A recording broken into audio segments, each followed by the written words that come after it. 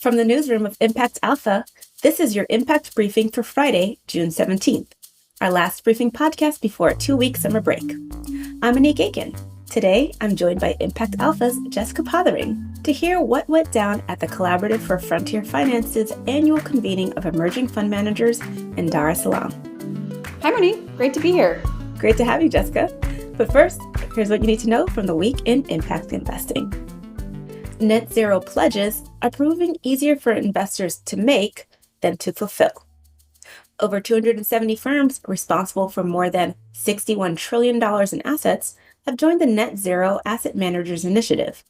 Less than a third of those have set 2050 net zero targets, covering just $16 trillion in assets, the group reports. Signatories have a year to submit their targets after they join the initiative. Among the challenges that firms face, the group says, are the war in Ukraine, shifting regulations, and the politics surrounding ESG. The global crackdown on greenwashing continues. Goldman Sachs is the latest financial institution to come under investigation for its ESG funds. The Securities and Exchange Commission is probing whether investments made from the firm's ESG funds contradict its marketing materials. Last month, the SEC charged and fined BNY Mellon for misstatements and omissions in its marketing of ESG funds. And German authorities raided the offices of asset manager DWS in May over allegations of quote-unquote greenwashing in its ESG funds. The Sola Impact Affordable Housing Fund secured $15 million from financial services giant Equitable. Sola's Black Impact Fund invests in affordable housing in Black and Brown communities in the U.S., particularly low-income communities in South LA. The investment comes as the Los Angeles Times reports that Sola faces at least 5 lawsuits. One Los Angeles nonprofit alleges that tenants in one of Sola's buildings face health and safety threats on a daily basis, including rats and roaches and water damage. Sola's Martin Muoto pushed back against the lawsuits, but told ImpactAlpha they gave him, quote, a renewed and intensified commitment to continuing to improve and continuing to be excellent. Reforms to the Community Reinvestment Act are on the agenda. The act was put in place 40 years ago to undo racist policies in banking, yet racial wealth gaps persist.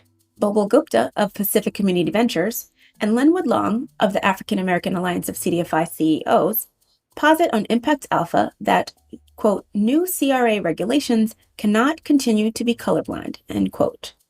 Proposed rules to strengthen CRA fail once again, they say, to take a race-aware approach. And the Fashion Climate Fund raised $40 million to decarbonize the apparel supply chain. San Francisco-based Apparel Impact Institute enlisted Lululemon, H&M, and the Schmidt Family Foundation to help cut the fashion industry's carbon footprint in half by 2030. The global apparel and footwear industry is responsible for 2.1 billion tons of carbon emissions, equivalent to the emissions of France, Germany, and the UK combined. So Jessica, you were in Dar last week attending an event hosted by the Collaborative for Frontier Finance. Tell us about it. Oh, man. It was an awesome week, actually. On a personal level, I've been wanting to go to Dar es Salaam for years. So I was really thrilled to go. And it's a city. It's just got great energy.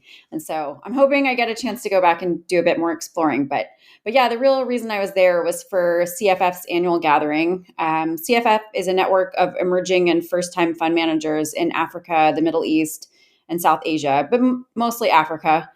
And its main purpose is to support fund managers that are investing and working on behalf of small businesses in their local economies. And it's, at its heart, the network is really about community economic development.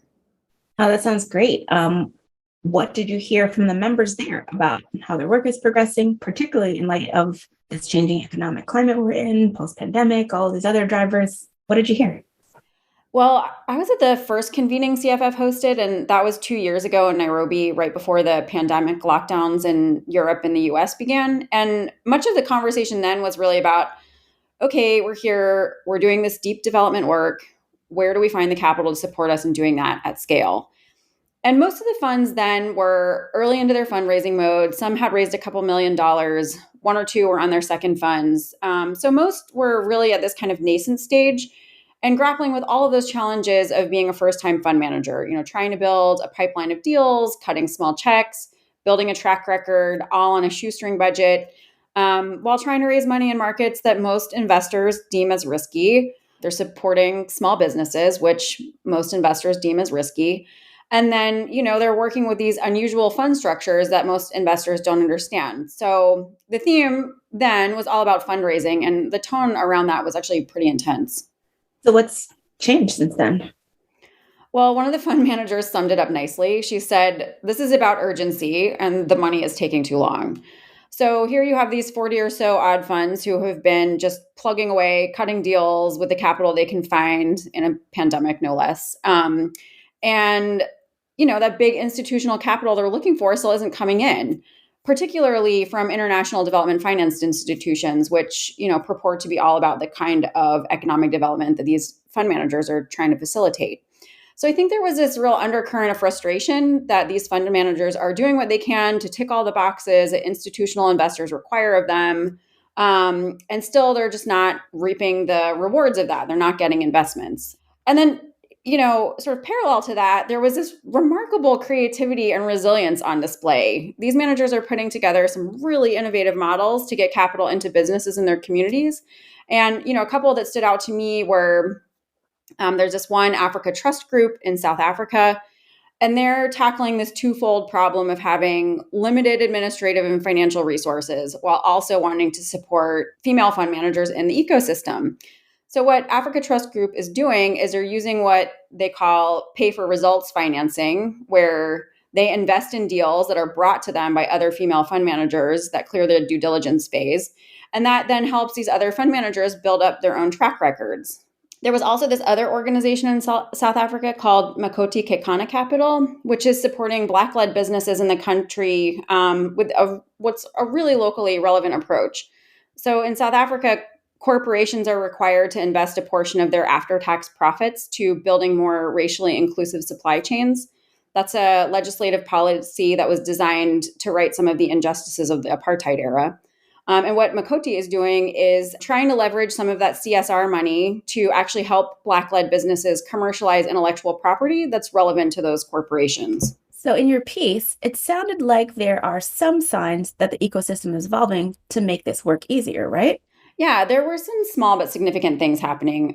One of the big pieces of news at the convening was the launch of this new fund of funds that was specifically set up to invest in emerging and first-time fund managers. That fund, which is called Nyala Venture, and I wrote about it earlier this week, now has $10 million from FSD Africa Investments to get started.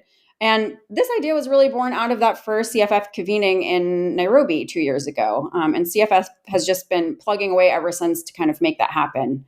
There's also 2X Ignite, which is an initiative of 2X Collaborative that's working to raise capital and corral together other resources for emerging fund managers with a gender focus.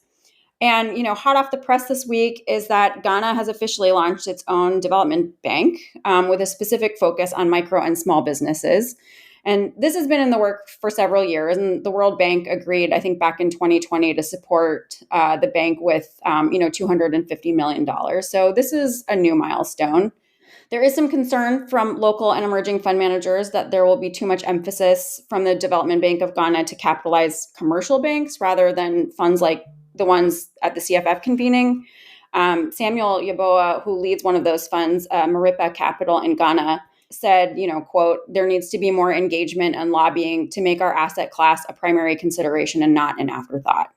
So you talked earlier about the need to unlock capital from local governments, institutions, and communities in the absence of more funding from the international DFI world and their multilaterals. Is this part of that story? Yeah, that's right. Ghana has really been one of the leaders in that respect, I think. Its new development bank has successfully launched. There's also an effort by Impact Investing Ghana, which is Ghana's National Advisory Board for Impact Investing. And the National Advisory Board's national level industry bodies affiliated with the GSG, the Global Steering Group for Impact Investing, which met recently in Turin. Yeah, that's right. Thanks. So Ghana's NAB is working to help set up a fund of funds to get local pension funds to support emerging and first-time fund managers. They're also piloting this deal sourcing and matchmaking platform. Yeah, they've really got some interesting stuff in the works. A number of CFF's members actually brought up this need for local capital to support their work and for these sort of broader ecosystem level initiatives that will ultimately make the kind of capital they need more available.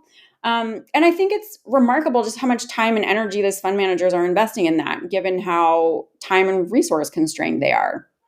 But, as Sam from Maripa told me, quote, without the ecosystem development work, we will move very slowly or not move at all.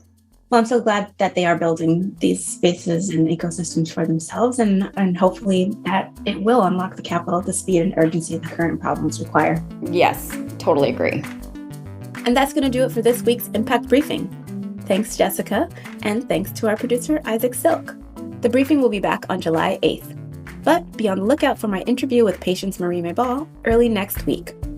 While the pod is on a break, you can still check out ImpactAlpha.com for all of your impact investing news. While you're there, why not sign up for Impact Alpha? Use the code BRIEFING100 for $100 off your first annual subscription. Thank you for listening. I'm Monique Aiken, Managing Director for TIP, the Investment Integration Project. Have a good couple of weeks, and until next time, take care.